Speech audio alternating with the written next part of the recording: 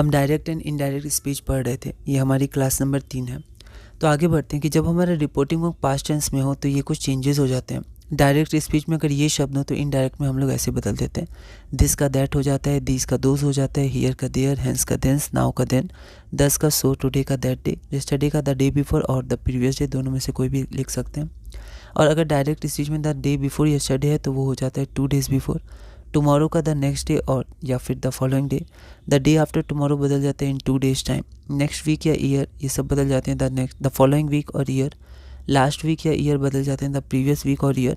और year ago बदल जाता है अ ईयर बिफोर और द प्रीवियस ईयर। कुछ क्वेश्चन देख लेते हैं।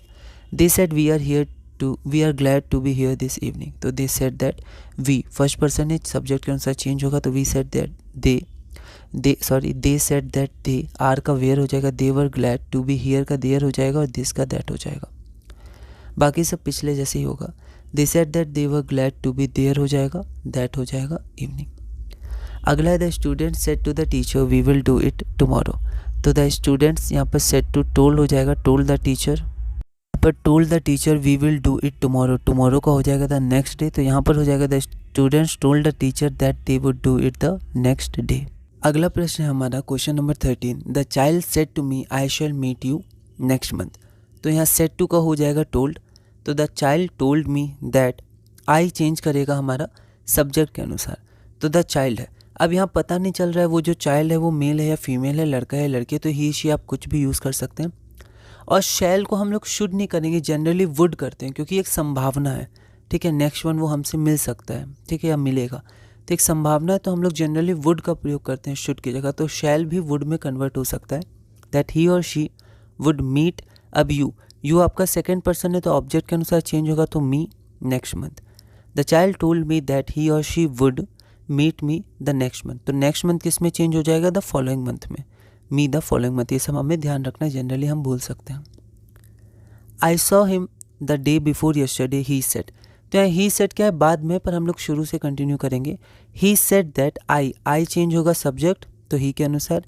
ही said that he saw past tense है, सिंपल पास्ट तो past perfect. He had seen him, ठीक है। ये हिम क्या है, हिम थर्ड पर्सन है, थर्ड पर्सन चेंज नहीं होता है। तो he had seen him the day before yesterday, तो द डे बिफोर यस्टरडे हमारा हो जाएगा 2 days बिफोर, ठीक है। He said that he had seen him 2 days before. अगला क्वेश्चन है, he said it is not so cold today as it was yesterday, ठीक है। आज उतनी ठंड नहीं है जितनी कल थी। तो he said that it is was हो जाएगा, it was not so cold today मतलब that day, as it was yesterday मतलब the day before. He said that it was not so cold that day as it had been the day before. अब हम लोग कुछ note देखते हैं, ये सब कुछ स्पेसिफिक एग्जाम्पल्स हैं। जैसे he said this is my table, तो ये हो जाएगा ही सेड दैट, दिस का दैट हो जाएगा, दैट वॉज माई किसके साथ चेंज करेगा, फर्स्ट पर्सन है तो सब्जेक्ट के अनुसार, तो दैट वॉज हिज टेबल, ठीक है। तो दैट वॉज हिज टेबल के जगह दिस ही आया, मतलब ये दिस आपका चेंज नहीं किया। ऐसा क्यों? ऐसा इसलिए क्योंकि कई बार क्या होता है, जो रिपोर्टर होता है, मतलब जो इनडायरेक्ट स्पीच कहता है, रिपोर्टिंग स्पीच कहता है, वो रिपोर्टर होता है।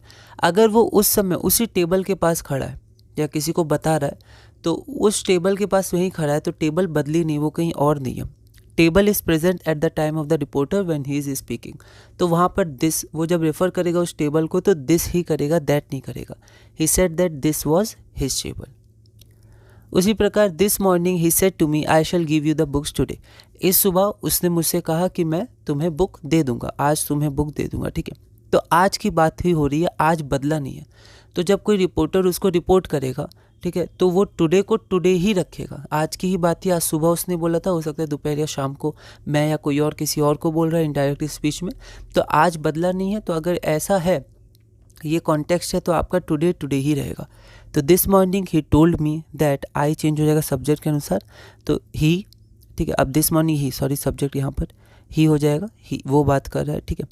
तो this morning he told me that he would, shall would में कन्वर्ट होगा, he would give me, you second person है तो मी के अनुसार चेंज करेगा, he would give me the books today का टुडे ही रहेगा। तो हम लोग इसको एक बार देख लेते हैं। This morning he told me that he would give me the books today, okay.